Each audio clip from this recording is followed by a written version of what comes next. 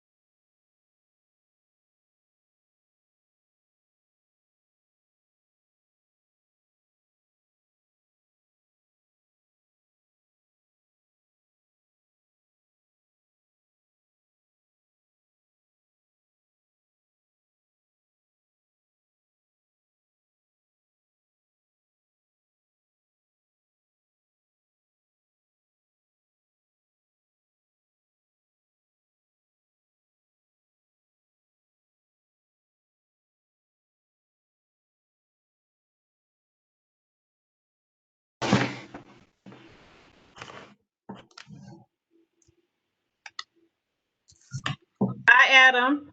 Hi, I'm Miss Granville. How are you? I'm good. Now that I'm in, I'm good. Yeah, it took me a few minutes. I don't know why. First time it wasn't letting me. It told me I needed some sort of a password or something. I called Julia. She said, "Oh no, you don't need that."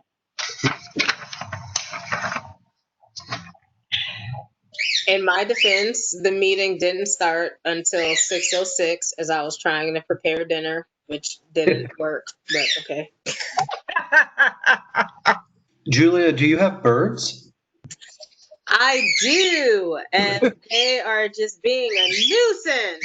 So I'm going to be muted as much as possible. Yay!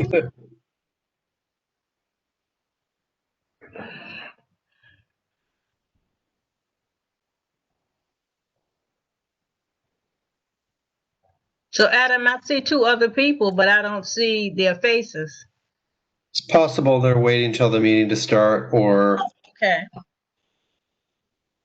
I'm I'm ready. I'm just keeping a log of who's here, though.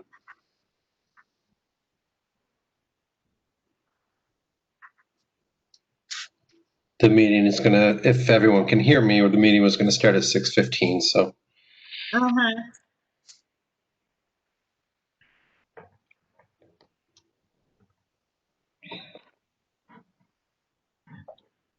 I understand that we're going to have a presentation from HPD tonight. Oh, really? Okay. No presentation, just an announcement, no Oh, presentation. announcement. I'm sorry, I put it wrong, but they're going to speak and tell us about a future informational meeting.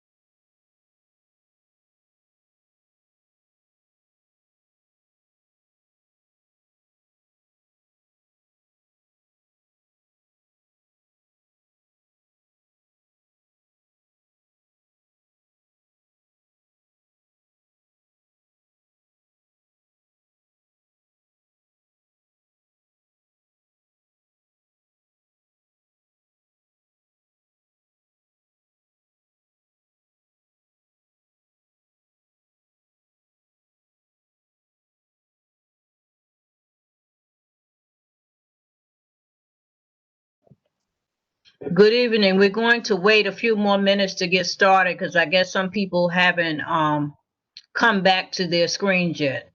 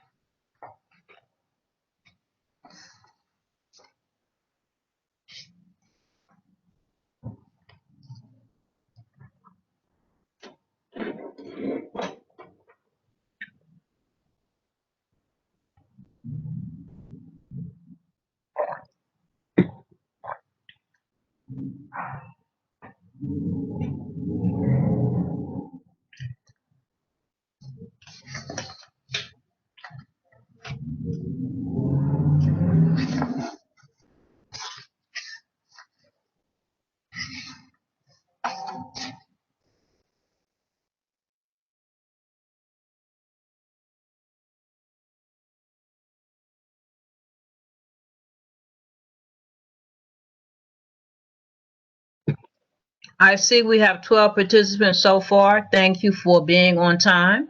This is Ms. Granville, the chairperson of the Housing Advocacy Committee.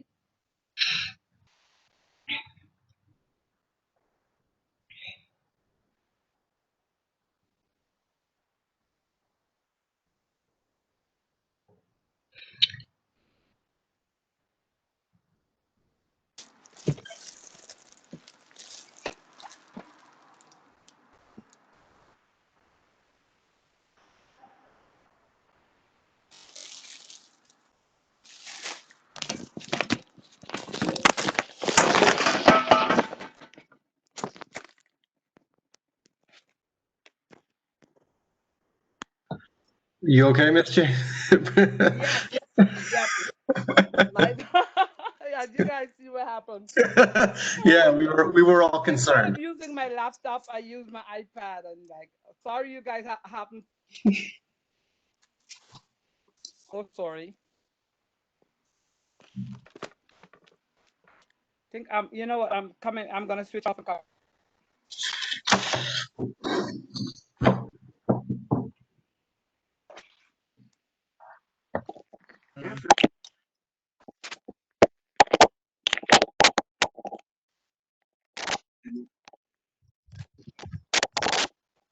Is there anyone on from HPD? Yes, hi, this is Catherine Taveras from HPD, and I'm joined here by Addison Botters as well. Okay, nice to have you. I understand that you all have an announcement for us. Yes, and I'm sorry I have no visual. I'm at the office and I do not have a camera, but it's lovely to see you all. Yes. So first, thank you for letting us have a few minutes of your meeting for this announcement. We wanted to let you all know that the interactive website for Bergen and Dean is now live. As you may recall from a few months ago when we almost started community engagement pre-COVID, these sites were a part of an NWBE RFP for round 2, and they also have a seniors first commitment.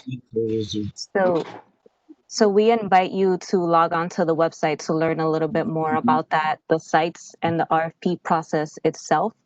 I will drop the link in the chat. We don't want to take up too much of your time since we're not on the agenda. So I invite everyone to visit that link. And then we also invite you to a kickoff meeting we'll be hosting next week where we'll talk about all of that information I just mentioned, plus our strategies for community engagement. And we'll end with a question and answering period. So even though we can't take your questions now, please do RSVP and let us know what you would want to hear more about. I'll drop a couple more links and a phone number where you can. Sorry, I'm hearing some. Excuse me. If you're not the speaker, can you please keep your computer on mute? Thank you. Thank you for that. So I'm dropping in an email address where you can feel free to email us any questions or feedback you have, and a phone number where you can leave us a message or text us any questions or feedback you have. And then just last thing, 2 more links. We would love for you all to RSVP to the kickoff meeting next week. And if you want to sign up for updates and stay really up to date on everything, feel free to use the second link to do just that.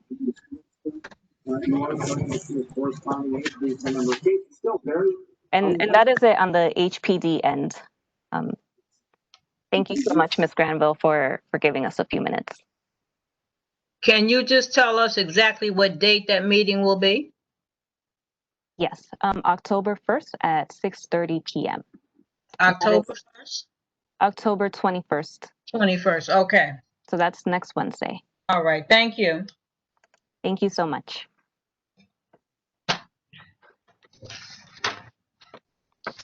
But we will drop off your meeting and let you resume. Okay, thank you so much for taking the time to give us that information. Yes, thank you, and we hope to see you there next week. Bye. Now, committee members, you'll have to forgive me that I did not do an agenda ahead of time. But one of the things I would like to discuss for us, we have pretty much found through the executive committee that we don't have to meet every single month. So we will probably meet again in November. And if there is not a need to meet in December, we probably won't. But you guys can let me know if you think a meeting every single month is necessary. I don't think that it will be. We're going to talk about what we would like to do during this coming year. We had, before the pandemic, talked about doing a workshop because we had one the year before, but it didn't quite gel because of everything that was going on with the pandemic. So if you think that it would be useful for us to organize a workshop, we can work on that. If you have any proposals for legislation that you think would be helpful to renters in view of everything that has gone on, you can let me know that if that's something you think it would be useful for us to work on. The other thing I'm concerned about is the effect of COVID-19 on the new laws that were passed the year before. Because we keep hearing that there's a moratorium on evictions, but then we hear that there is one, but there isn't one. Sarah, you want to speak? Oh, no, I was just making that gesture to say, the eviction moratorium is not really in effect anymore. Yeah. Okay. Okay. Oh, sorry, just one other. So I had written the draft letter for the community board regarding the tax lien sales that Ms. Tyus had asked me to write. And so I have a draft. It's just in a Google Doc form. Okay. And I don't know if that's something that our committee would have time to discuss this evening. I mean, I could even just read what I have or, share the link so that people can edit it, add notes or comments to it. Is that something that could fit into this meeting or? I think you can read it and then you could send it out and everybody could look at it and make their comments. If they have any comments to make right away, they could do that. Thank you so much for preparing that draft. Yeah, sure. So you can read it. Okay. Oh, did you want me to do that now? Yes, please. Okay. Yeah, so it's a Google Doc form. So anybody who wants to help edit it is, of course, welcome to do so. You're able to do that inside of the document itself. So I'm just getting the link so I can share it. Okay. Copy link. And I'm putting the link in the chat. Okay. Okay. Let's see. I don't think anybody here is just on the phone. Okay.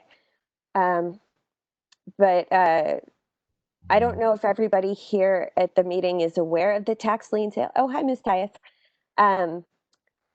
So the tax lien sale is something that usually happens every year for properties that are either have property tax arrears or they have unpaid water bills, or it could be because of unpaid charges or fines related to HPD violations or the what is it, alternative enforcement program. Mm-hmm.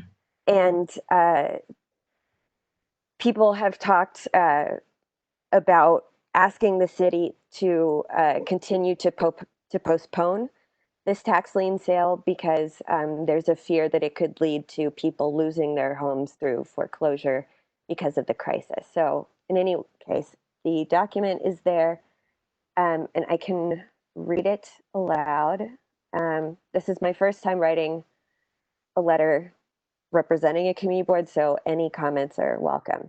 So dear whoever this is going to, we, the members of Brooklyn Community Board 8, are writing to you regarding the city's tax lien sales, TLS, which have been delayed this year by the governor's executive order, but are scheduled to resume November 3rd.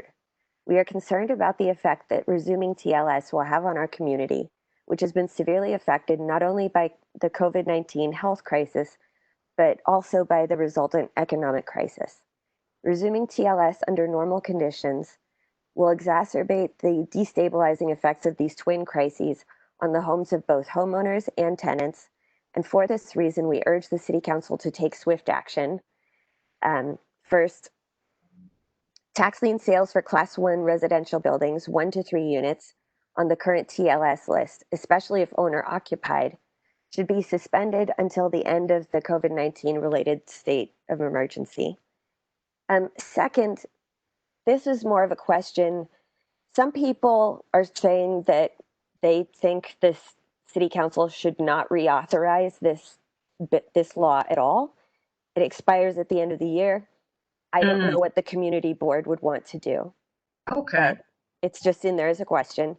And then third, we also urge the council to embrace alternative long-term solutions for delinquent or distressed properties, namely community land trust. Okay. Community District 8 has 204 properties on the TLS list. Out of the 204, 92 are Class 1 residential buildings, 1 to 3 units, 52 of which are on the list solely because of water debt. While the percentage of TLS that lead to an eventual foreclosure has historically been low, it's actually like around 1.5%, in part because of the city programs in place to aid homeowners in distress and the various exemptions available. We believe that a percentage of the TLS sales that lead to foreclosures would likely go up as a result of the current crisis. We must also take into consideration that these same properties are already at increased risk of deed theft and harassment by unscrupulous actors, and seniors who might otherwise be exempt from the tax liens or DEP liens may nonetheless end up fighting off displacement. Proceeding with these sales at this time would be unconscionable. We do understand that the city is going through a budget crisis, receiving far less from the state and federal governments than needed, and the revenue brought in by property taxes will be especially important. The city's own report on TLS from 2016 explains that the purpose of TLS is not selling liens, but rather incentivizing property owners to pay their taxes on time and ensuring that all taxpayers pay their fair share for municipal services. And we appreciate the fact that voluntary compliance with property tax law has increased since the law's passage. The policy does not, however, address the unintended consequences regarding deed theft, nor the exceptional economic and health-related circumstances in which the city finds itself today. If TLS must resume, and if the council chooses to reauthorize the law before it sunsets, we urge the council to take into consideration the type of property, as well as the type of lien on the property. As a point of comparison, multifamily apartment buildings represent 82 of the 204 buildings in our district on the TLS list. And of those 82, only 25 are there only for water debt. The larger buildings, more likely to be investment properties, may be on the list for a combination of water debt, property tax arrears, and charges related to HPD, emergency repairs, or the alternative enforcement program. Those HPD-related liens would necessarily predate the COVID-19 crisis, and the TLS policy's intervention may be necessary to ensure that the property owner fulfills their legal responsibility to maintain safe conditions for their tenants. Beyond the immediate question of the current TLS list and imminent expiration of the executive order, we believe the council should work now on implementing the aforementioned alternative long-term solutions for delinquent or distressed properties. Steering them towards community land trusts could prevent small properties from becoming targets for deed thieves, or large ones from becoming targets for Wall Street speculators. Furthermore, community land trusts could relieve small homeowners who are no longer able to shoulder the sole burdens of maintaining their homes, while also ensuring that they and their tenants' homes remain affordable. And then I'm not sure how one usually closes a CBA letter, but Thank you so much. Thank you. And I'm sure that everyone that's listening, if you have a comment, you will contribute to the letter, and I thought I saw Mr. Melkerstein's hand. Did you have something to say? Oh, no, I was just giving the thumbs up. I thought it was very well put. Okay. Okay. All right. So I thank you so much for working on that. And does our chair of the board have any comments that you want to make at this point? Ethel? I'm not hearing her. Sorry. Okay. What I thank you, Sarah Lazar, for doing this. It's very rare that people step up to participate in the tasks that we assume being volunteers with the community board. Excuse me.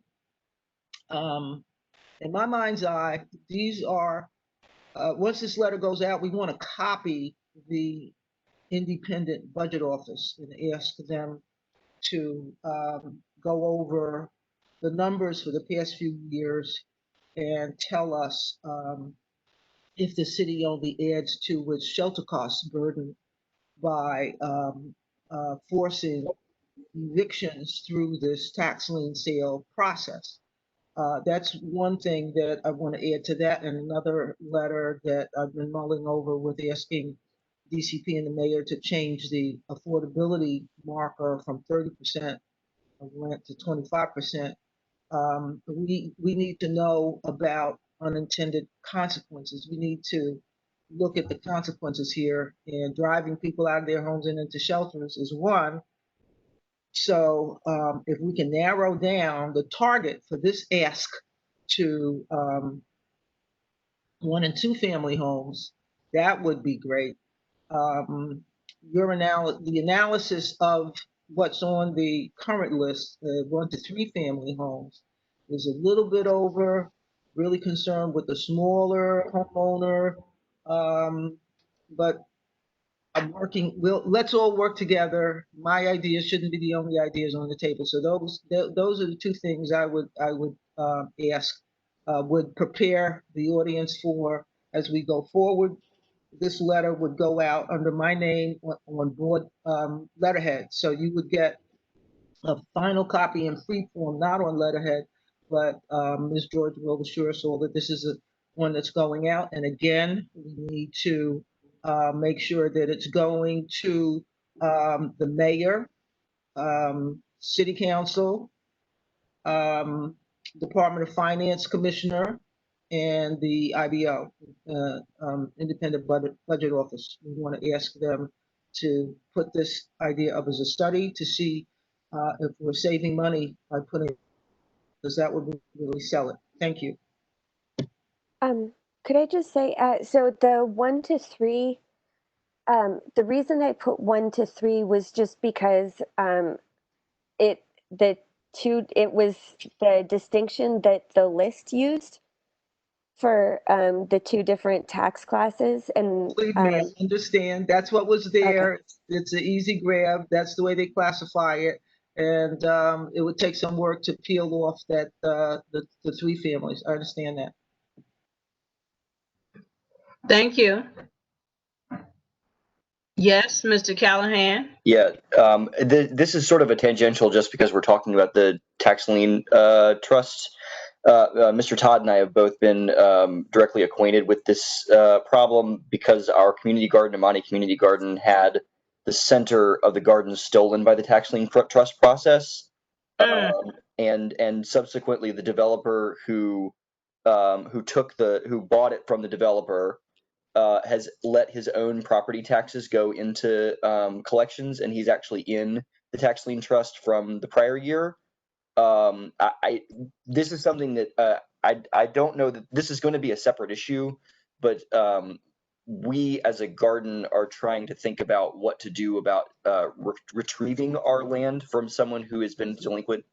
And I'm not sure that there is a remediation process that exists. And if anyone has any sort of insight into that or something that we can think about going forward, that would be really helpful. Just as a thought. Mr. Todd. See, Mr. Todd. You're muted, Greg. I unmuted him. Oh. Okay. Is he still not muted? I'm not hearing him.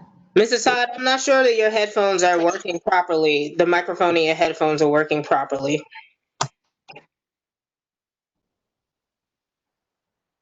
I'm not hearing him. We see your mouth moving, but we don't hear you, Mr. Todd.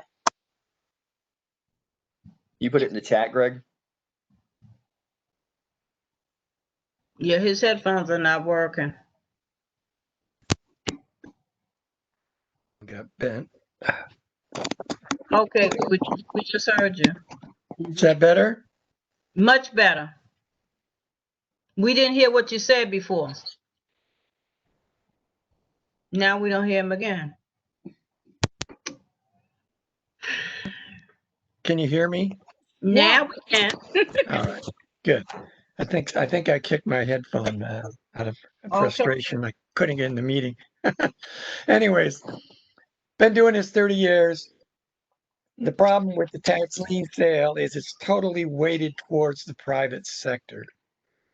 Prior to the tax lien sale being implemented under Giuliani, we have what we call in rem proceedings whereby the city took directly into their own portfolio delinquent properties, which gave them control over said properties and could dispose of them at their leisure, as opposed to the leisure of a bunch of rich guys in Greenwich, Connecticut, which is where the tax lien fund is based, from my knowledge. Case in point, we acquired a property on Sterling Place, BEC New Communities, and local nonprofit housing developer. And the family complained to then a state assembly member, Clarence Norman, and he was able to push through both state Senate and state assembly a bill that took the property back from BEC and gave it to the previous owner. So an analogy directly here, if the state were, or the city were the owner of that middle lot, they could at their discretion give it back to the community. But with tax liens, now it goes to this separate entity that could care less about anything. Or a bunch of rich tax hedge fund dudes.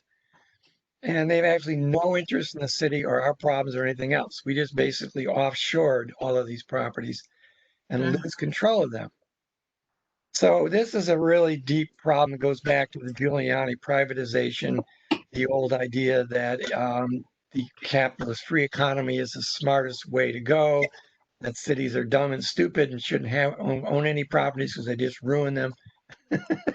This is the thinking that's behind all this. And we're kind of like tilting at windmills until we get at the real problem. It's this idea of the city losing control of its own properties and being held by rich people who live outside the city. I mean, this is a real problem that we need to address. And, you know, till we can figure that out, we're just going to be kind of spinning our wheels, I think. Thank you.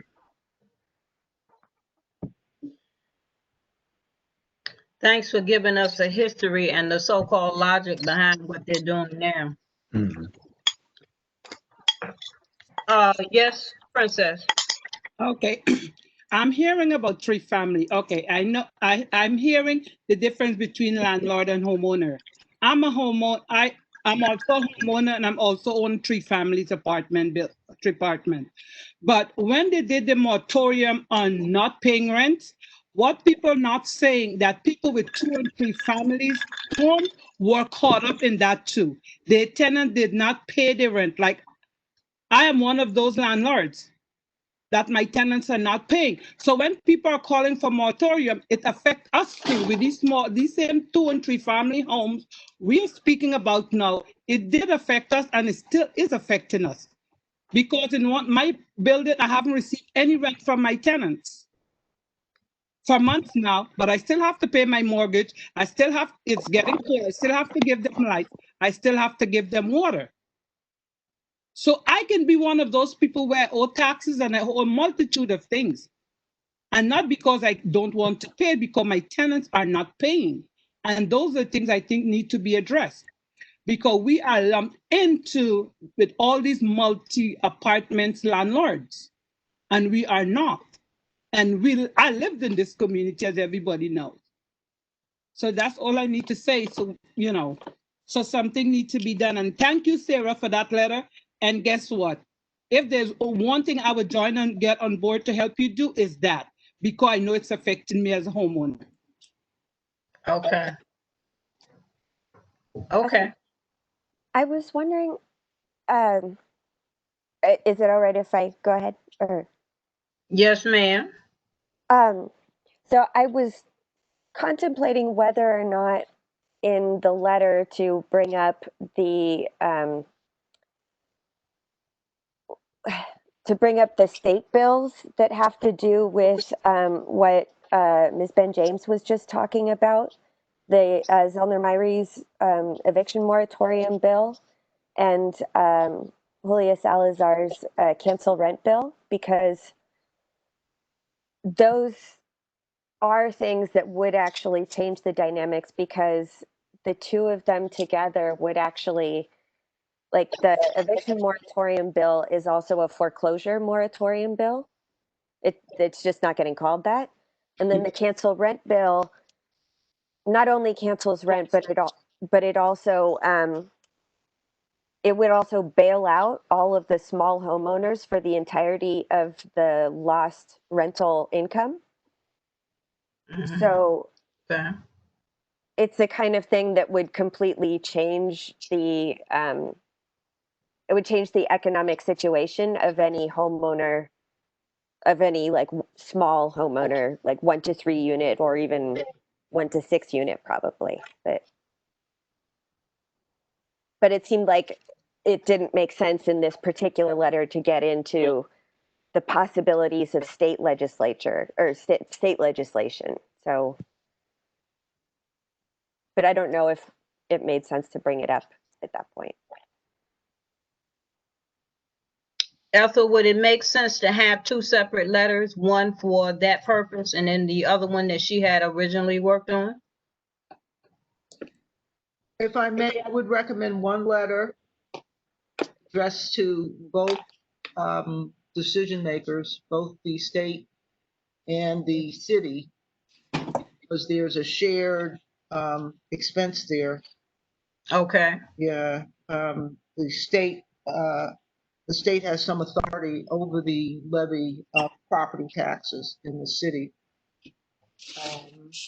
Again, one of the things I hope we see with this is a close look at the trade-offs. Where the losses and the gains, as Princess was saying. Someone is going to be hurt in the process if it's not well thought out and carefully executed. So that's one thing that we need to look at. As far as Amani Garden and other similar community gardens, there's the Brooklyn Queens Land Trust, which I think you gardeners are probably familiar with. Nod your head if you are. Okay, so they could be a champion in some instances. Then there's the local initiative support corporations with the aid of the New York lawyers in the public interest that I'm sure we could help us set up some sort of arbitration forum to deal with the lien certificate holders. Try to swoop in and get the deed to the property for the little bit of back taxes that's owed. That's been one of the problems with this process. So these are tactics that we can look at as a group and reach out to these champions, if I may call them that, to LISC and New York lawyers in the public interest to help us set up some sort of arbitration with lien holders from past sales, and also work with the current legislature to reformat. I've got 2 iterations open. Thank you.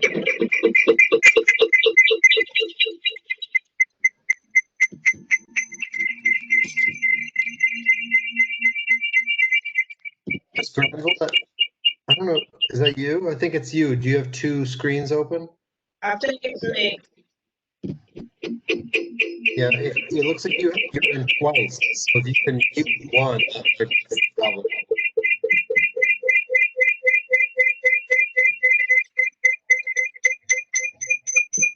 You logged in twice?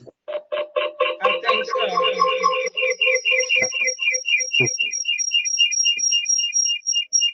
I don't know if you could close the other window. It seems like, oh yeah. Yeah, okay, that should do it, I think. Hopefully. Whew, that was something else.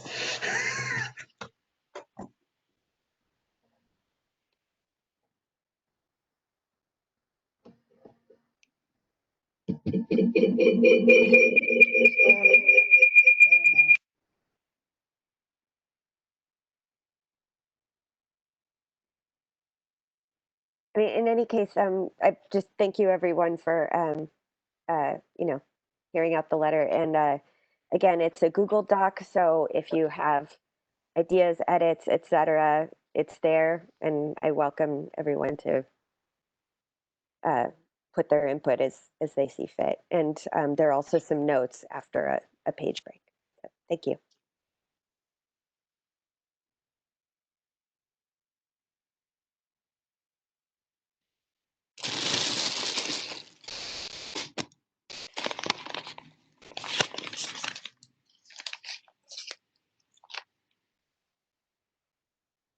Okay, I don't have anything else to add on the letter for the time being.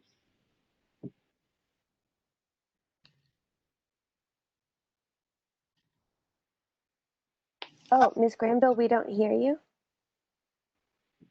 Johnny, you're muted.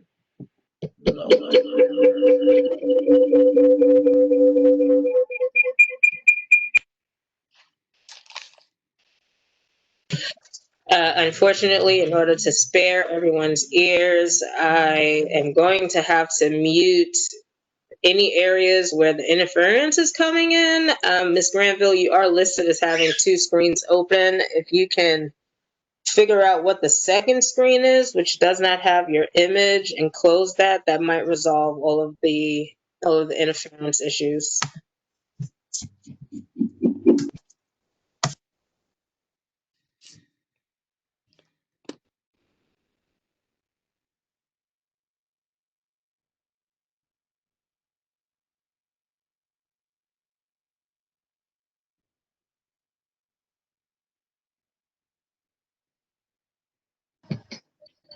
Is this better? No, it's worse. You need to log off and log back on.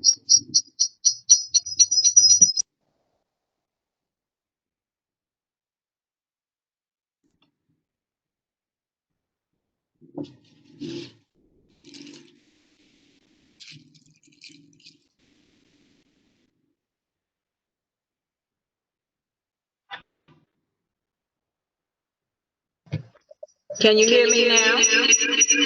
Echo.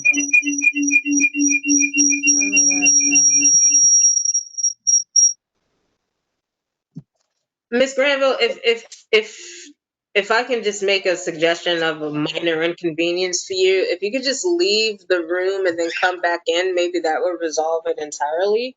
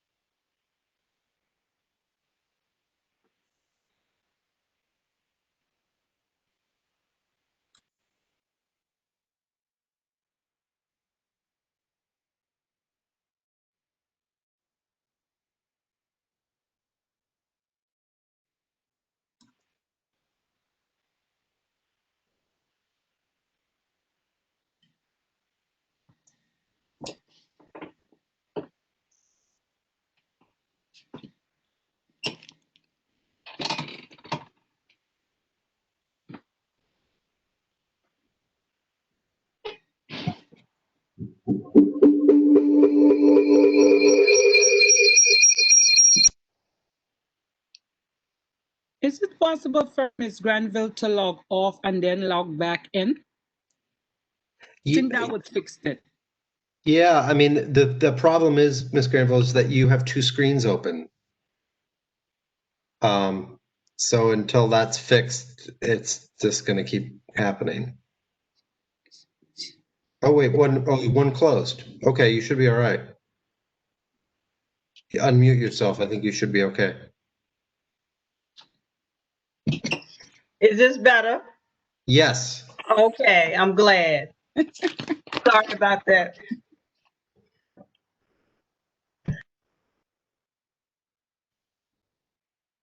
Oh, now you're muted again. Oh, sorry, go ahead. I think we've discussed the letter thoroughly, so I wanted to find out from you all if there were any other particular projects you wanted to work on this year. I started out by talking about the fact that before the pandemic, we were considering trying to organize another workshop, which is something we had done the year before. So I want to hear what it is that you would like for the committee to work on during this coming year.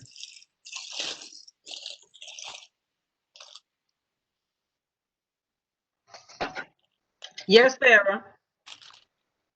Oh gosh, there are so many things I would like the committee to work on, but I do feel like there could be, you know, even though eventually the COVID, I don't know, the pandemic crisis is going to eventually come to an end. It's hard to know when exactly, and I feel like there's a lot of confusion everywhere about, you know, the state of the eviction moratorium, you know, the various different protections that are available to people. And it just seems like I think I sent out an email to I tried to send it to the land use and housing committees, just filling in some details about the state of the eviction moratorium.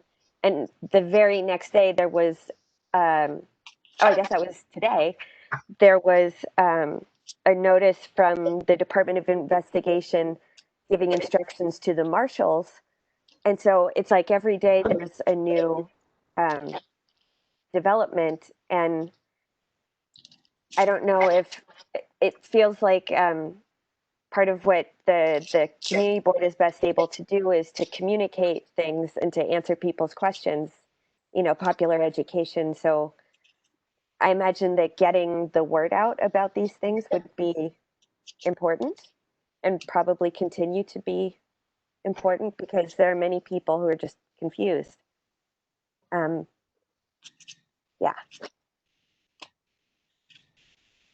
And additionally, so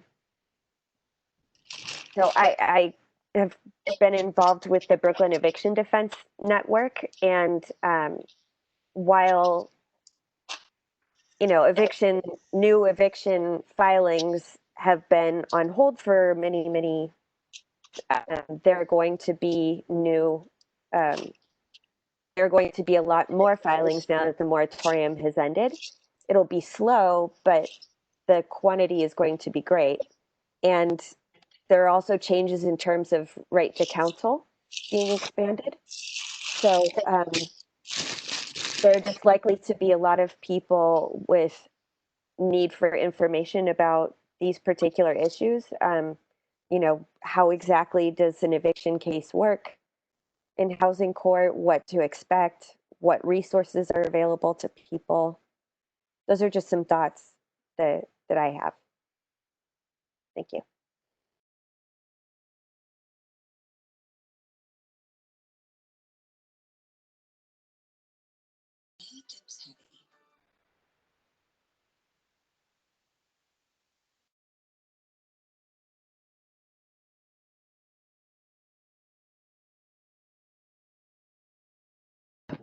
I thought I saw Greg's hand. Mhm.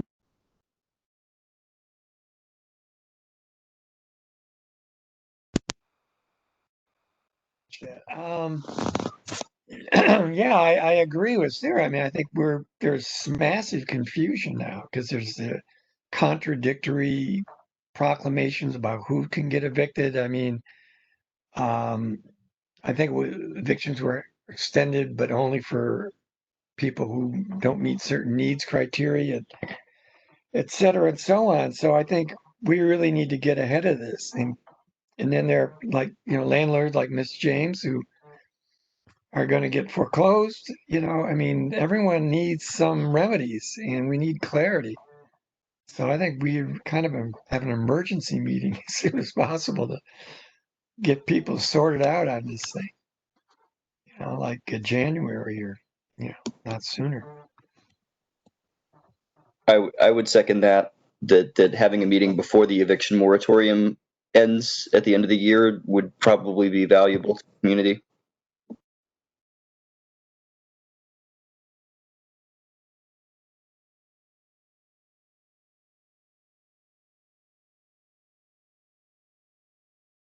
Princess, I saw you with your hand up.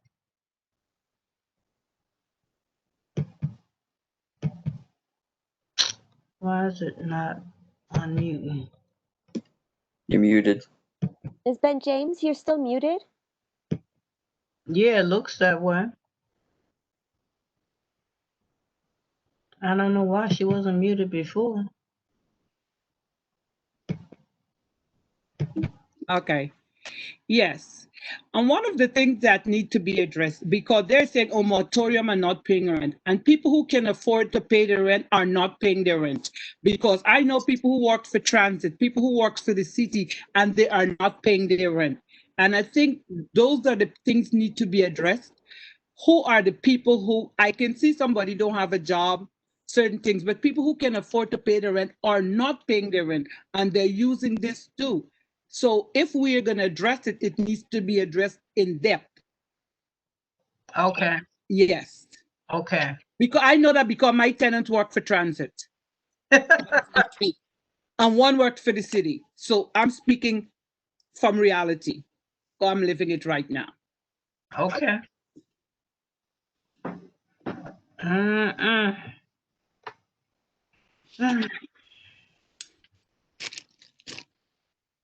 May I make a suggestion?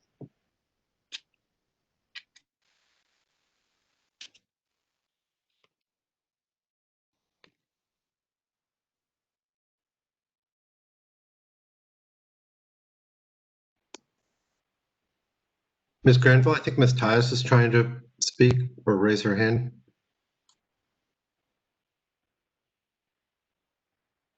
Najani, you're muted. Talk. Okay, Talk. thank you. Follow up on Sarah and Greg and Robert's suggestions to have a meeting before the end of the year on the evictions.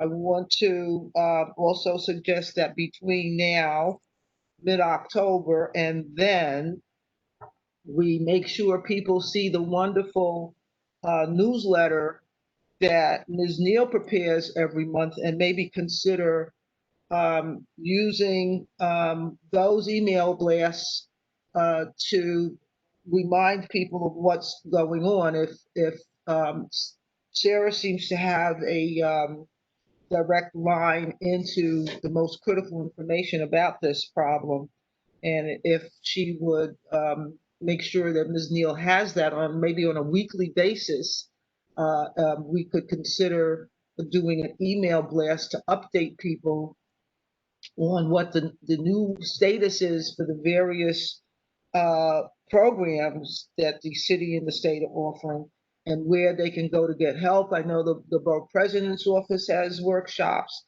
and there are other neighborhood organizations and community organizations that are offering help. And if Sarah could give that to Ms. Neal, it could go out weekly rather than monthly. That's one thing we could do in between now and a meeting in December. Okay. Thank you for that. Does anyone else have anything else? Any other suggestions?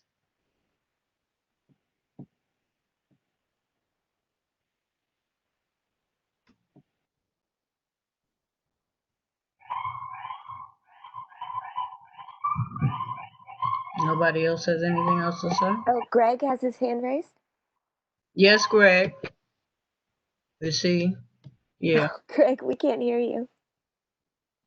It occurred to me that it might be helpful to do some kind of a very unscientific survey of our members to see how many are experiencing problems with either paying their rent or receiving rent. Just to give us a gauge going into the conference. It's like if we have 40% of our members are not able to pay their rent and 20% of the landlords aren't able to collect rent. I don't know. It might be an interesting survey. There's Ethel. It might be. Do you mean a survey of the board members? Yeah, or just anyone on our mailing list, which I'm sure goes well beyond the board members. That does, yeah.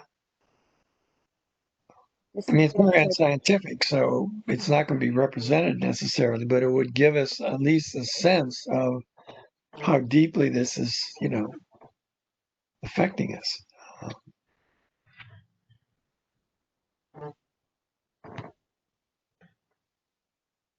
Can you hear me?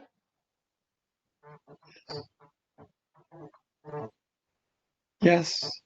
Can you hear me? Yes. Yes. Okay. I'm listening to you and I'm thinking to myself, I don't know which entity should probably do it, but I'm wondering if this is not a problem that Central Brooklyn is having, period. Not just Community Board 8, but other communities as well. Now, who would be the agency to actually organize some sort of a wider survey? I'm not sure, but it might be very useful to have that information when we're talking to our elected officials so that they don't think, oh, it's just something that one particular community is talking about. It couldn't be. Not with all of these problems we're having with the economy. Who among our elected officials would be a good, I'm trying to think, our state senator, isn't he a former housing? Mary? Maury, he may have been a former housing. I'm not sure what his background was, to tell you the truth, but Sarah's shaking her head yes. Yeah, I mean, he'd be an obvious guy to do a survey like that, and it would cover a big hunk of our constituency. Yes. If he's interested, but.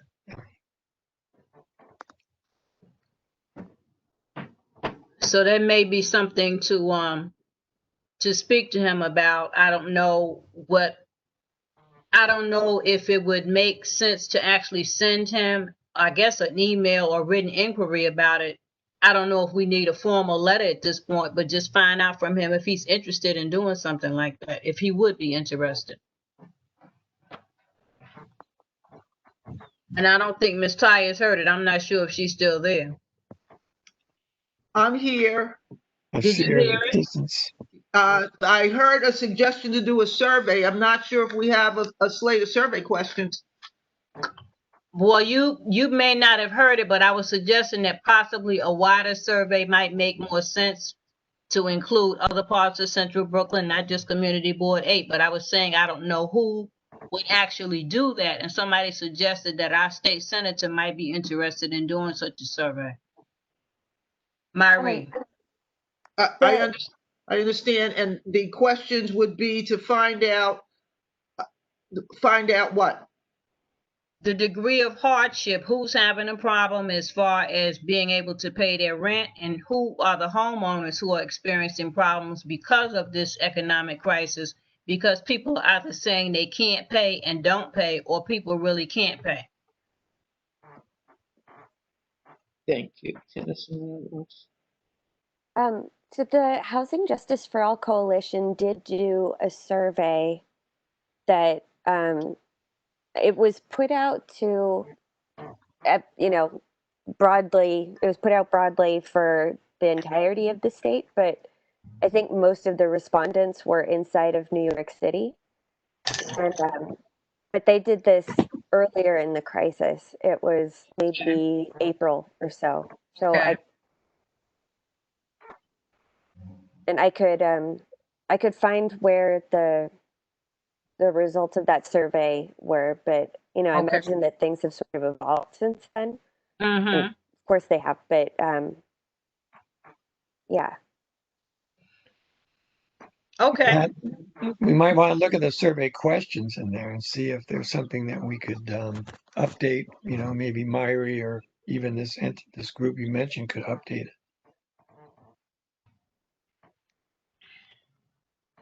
Sounds like a good idea. I have a question. Yes. Sorry. So our local electeds are, for the most part, in support of a few different state bills that that are sort of in reaction to the housing component of all of this.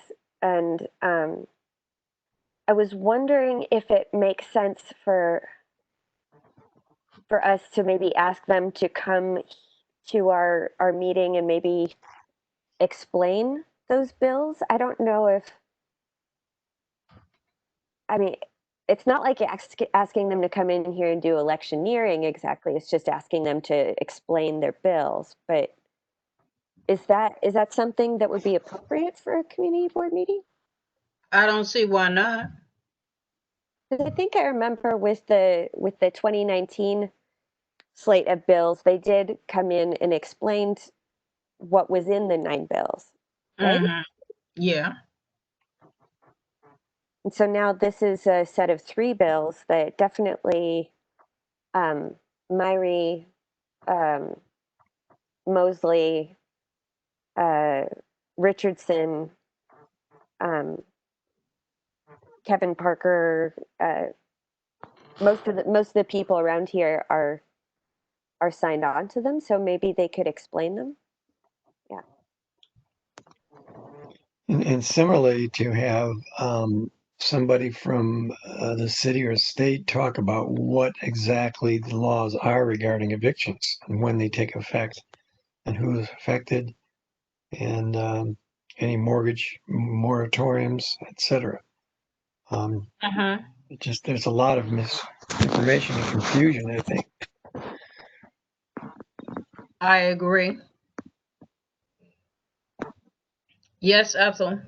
I want to suggest that if we can get the state reps to come in, we can send ahead an invitation to come to the meeting. Make sure they get on their calendar, add them to the Google group, the Google group that we have for these committees. But one of the things we want to ask to follow up on what Ms. Ben James is going through is to ask for a carve out from the eviction moratorium for those tenants who still have their jobs. Mm-hmm. Hmm. Yeah. Those tenants who are still collecting paychecks should not be taking advantage of a moratorium that was designed to support people who have lost their jobs. Mm-hmm. So those tenants who are claiming hardship must be required to show their landlord that they've lost their job. And if they can't show that, landlord should be able to proceed with an eviction. Mm-hmm. Well, Okay. I mean, technically, those are able to go forward now. I mean, the yeah, so technically those are able to go forward now because those people wouldn't, because now you can only block an eviction by uh, you have to be able to prove under the Tenant Safe Harbor Act, you have to be able to prove that you experience financial hardship and the judge has to approve it. But like eviction warrants can be, those cases, all of the cases can be started, but eviction warrants can indeed be acquired now if the tenant can't show that they were financially impacted. So Okay.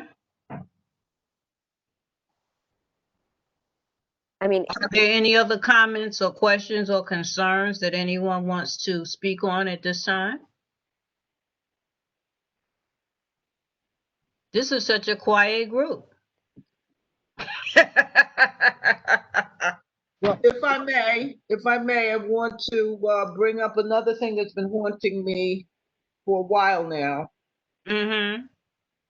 The borough president's land use director, Richard Barack, has brought it to my attention again that a lot of the folks who live in this community district are being ejected from the housing lotteries because they're asking for affordable apartments. And as we all know, affordability is described as you're paying 30% of your income in rent.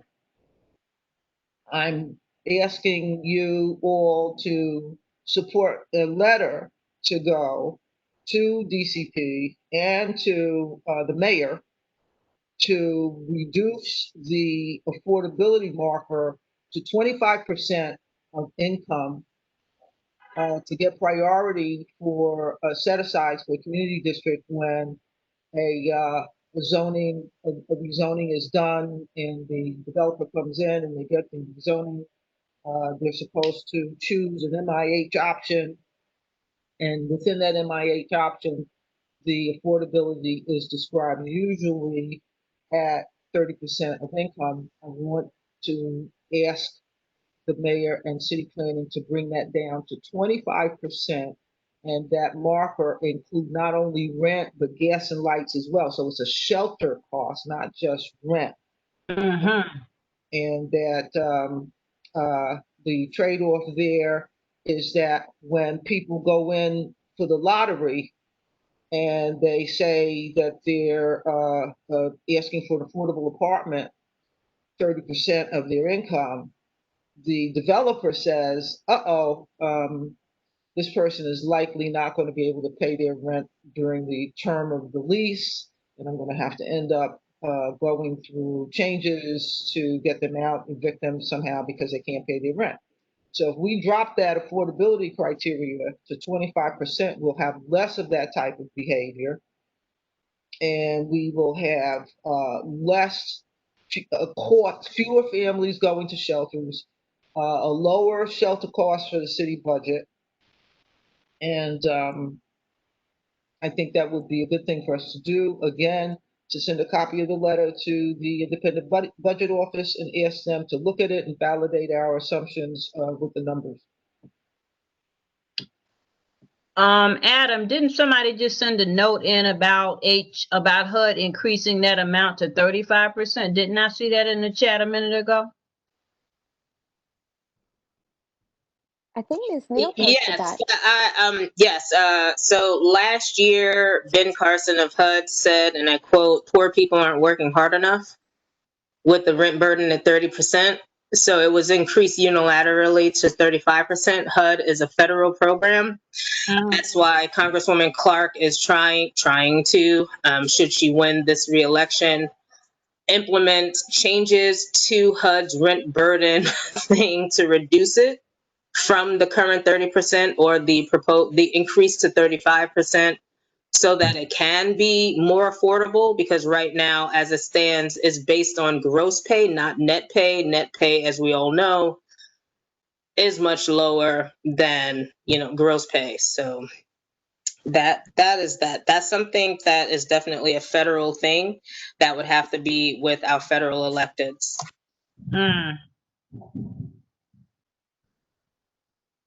I don't know. Sometimes people are just so totally out of touch. It's just amazing. And we're still looking at AMIs that have nothing to do with the community districts that people live in. So I take the remarks I've just heard to be in support of a letter, because if we don't say anything, they will continue to think that what they're proposing is okay. Yes, a letter is definitely in order. Unfortunately, we have a lot of elected officials whose incomes insulate them from these changes that affect everybody else. So, like you said, if it's not brought to their attention, they will act like they don't even know about it. Okay, thank you very much. I will draft that letter. I'm hoping that one of our attendees is volunteering to take minutes for this meeting. Mr. Sachs is going to be helping me, so we'll both be listening to the recording to take what we can from it. We may not do as thorough a job as you, Ms. Tyus, but we'll definitely try. I have a question. Yes, Sarah. Is so with it has to do with the oh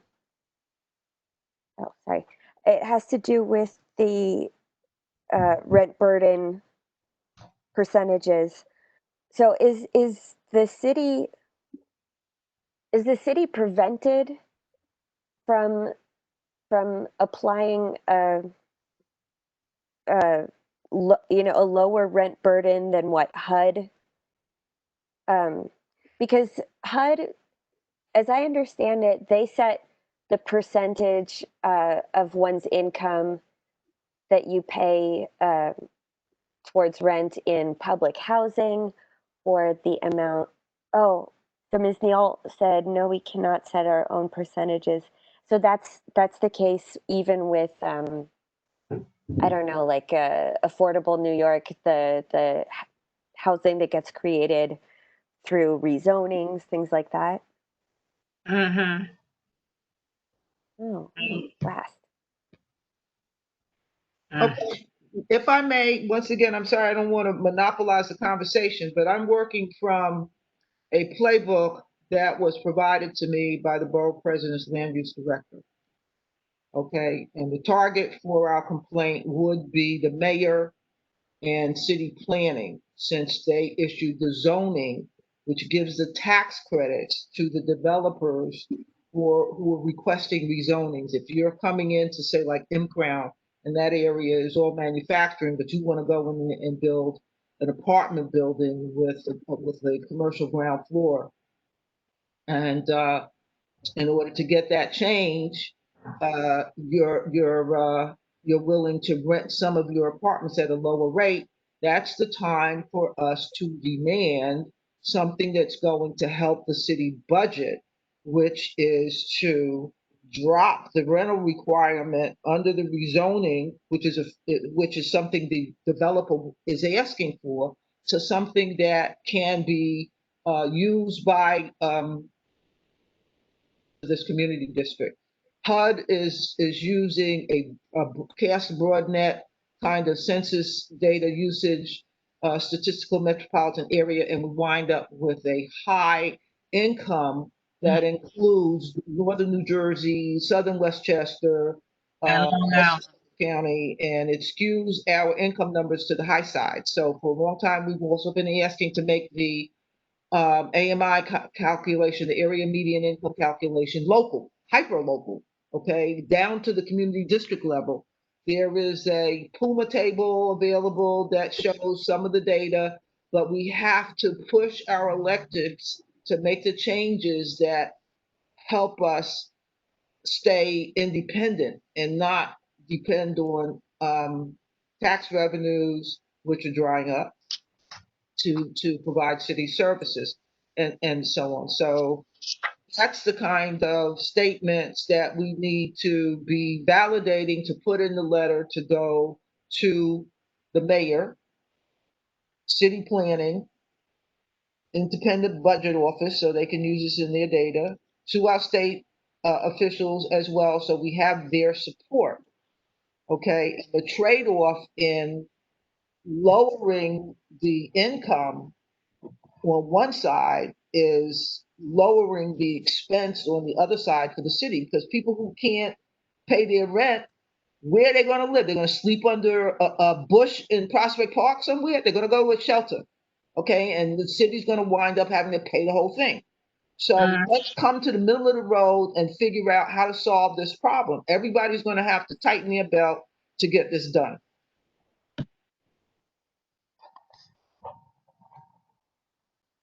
Thank you.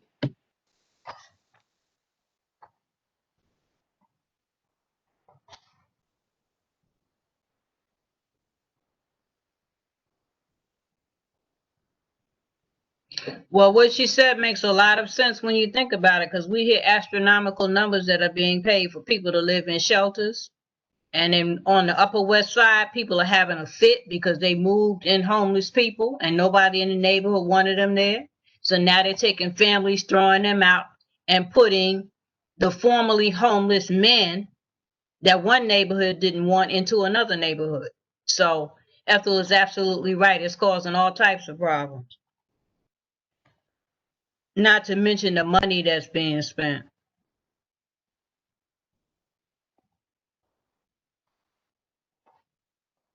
So at this point, is there anything else that we need to talk about? I see some people, but I guess they chose to be quiet. I see circles with names, but I haven't heard any of the other people say anything. So I guess maybe we have talked about everything they wanted to talk about.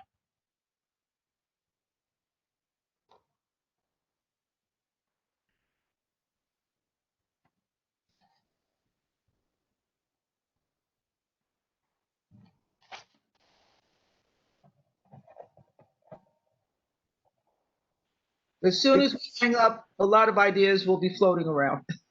Oh, that's what will happen? Um, so we had talked about with the land use having some land use training for board members and training that would be available to the rest of the public.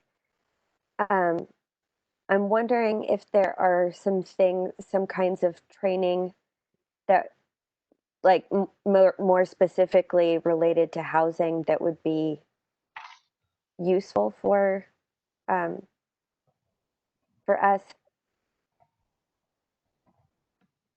I think at one point I had looked up the description of the housing committee's purview, and it said something about 421A applications, but Which we found out was a joke. I'll tell you this. We were supposed to have one applicant come in to explain their 421A application. And we found out that none of these people have to come in and tell the community board anything, because HPD blesses their documents, whether they answer questions or whether they answer to the community or not. So it's not an obligation in the process that they even have to come to the board, because HPD just basically signs off on it, and nobody even checks later on to see if they actually did give anything affordable to the neighborhood. 421A is a real problem of a program.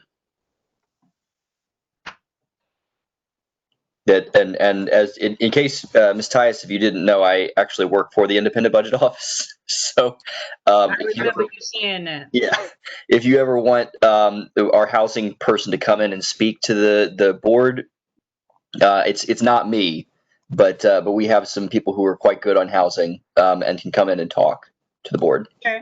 I'm not sure who's speaking. Mr. Callahan, Robert Callahan. Thank you. Thank you. That's wonderful. So just CC me. Yes. Okay. Yes.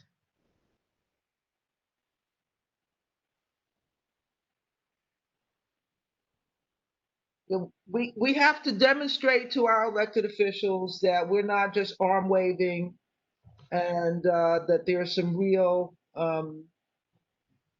financial choices that we should be making on a more informed basis as we go forward. Because right now we are definitely in a pickle. According to Dr. Fauci, we've got another year to go before we have a viable a viable answer to this prohibition or cure for this virus going on here. So we need to. So we sympathetic community board members. We don't want to see people in the street, but by the same token, we don't want to come out of this with landlords losing their properties because they couldn't pay their mortgages. So the recommendations we come up with need to be balanced, and the tax credits may need to take different shapes going forward. But we can put the proposals out there, give it some thought, look back at the library of studies that the IBO has done over the years, and they are very, very helpful.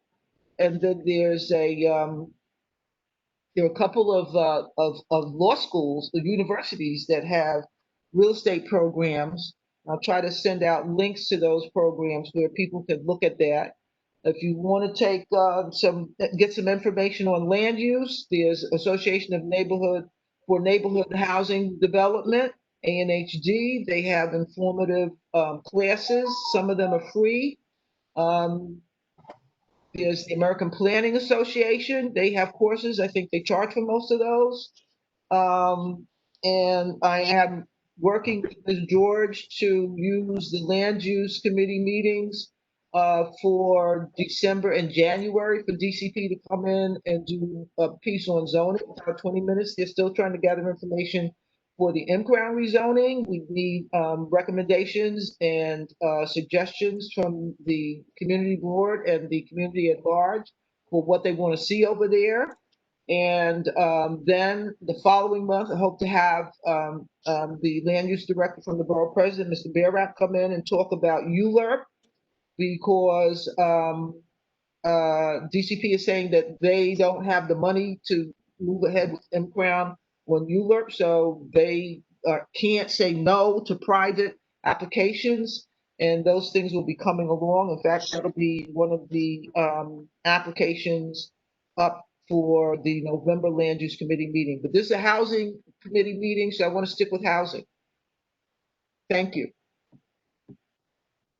Thank you, Ethel, for updating us on the possibilities for the training that people are interested in, because we were quite fortunate last winter, I think it was, or the winter before, where the borough president of Manhattan actually had classes on everything that community board members deal with.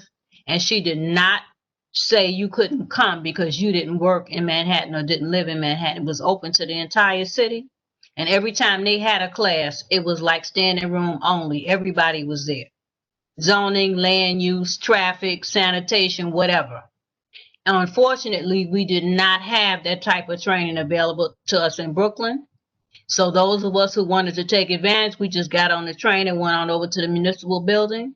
It was kind of cold some of those nights, but it was worth it because you got some invaluable training. And you got to meet a lot of people who are very interested in their community. So it was a nice synergy. I actually enjoyed it, and I'm glad we did it, because who knew that in less than 2 years we would have this situation where people can't even get together and look at each other at the same table anymore.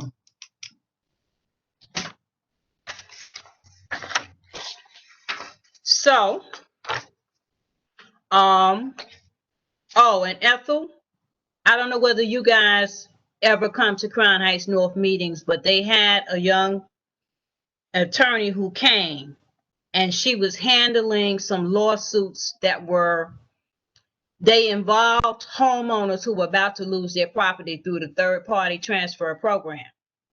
And come to find out, in most cases, they were threatening to take people's property under false pretenses. They did not owe the taxes that they claimed that they owed. And we found out from this attorney that that information is public information that is supposed to be given to the community board, but you have to ask for it. And we have asked how many times, Ethel, and haven't gotten anything? 2 times. Okay, so I guess we will talk to Miss George, because we're trying not to alienate any relationships with the people that we already know. But I'm very annoyed with our city council person, because we're supposed to be able to get the information from him, and he hasn't been forthcoming, even though we've asked in writing twice. But it's something that we are entitled to. Just like we're entitled to all of the information for all of our transit properties in our district, the buses and the trains and the ridership, other communities get to react much quicker than we do when they say they're going to cut something because they already have their numbers. We're entitled to it, but again, if we don't ask for it, we don't get it.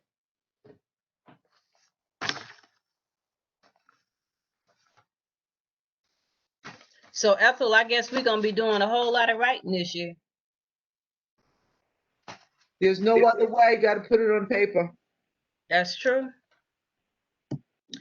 So before we adjourn for the evening, I just want to remind everybody that early voting starts October 24th, which is a Saturday. I'm reluctant to do the mailing myself because I understand that if you don't sign in all the appropriate places, your ballot can be thrown out, and you wouldn't know that your ballot was thrown out because nobody tells you that. And I know the last time I voted, I did not sign it on the outside like they said I should have. So it's something to think about.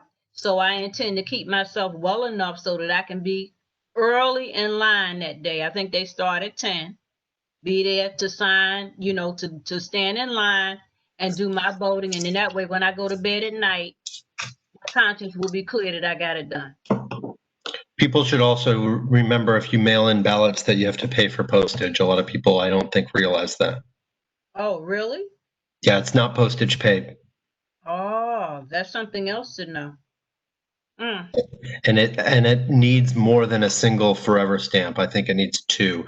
I think the Brooklyn ballot is like 70 cents. So I'm just telling people to use two forever stamps.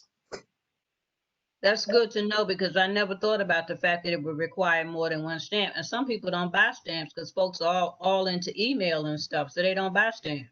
Yeah, and the primary was postage paid, so a lot of people may just put their ballot in thinking that they don't need to put postage. I think it could be a real problem. Yes, I think so. Well, thank you for letting us know that. And between you and me, I will be on the lookout for some sort of a virtual meeting from Crown Heights North Association, because since we can't meet traditionally anymore, and I just want to let you know that Saturday was a very nice event. They made Nostrand Avenue a destination. They had like 10 or 12 bars along Nostrand where you could get a 10% discount if you went in and you patronized them. And that discount is still good until the 17th of October. I'm hoping that in December, when they have the small business Saturday, when they promote small businesses, I'm hoping that they can have an event similar to that again. But it was so nice because it was like one long block party. So if you are in town, if you're not traveling any place, when they do the next one, please come out and support your local merchants.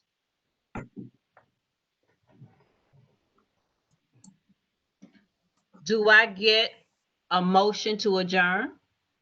I'd like to mention that there is a free shredded event coming up, sponsored by Crown Heights North Association. It'll be in front of St. Gregory's Church on the 24th, from 9 o'clock until noon.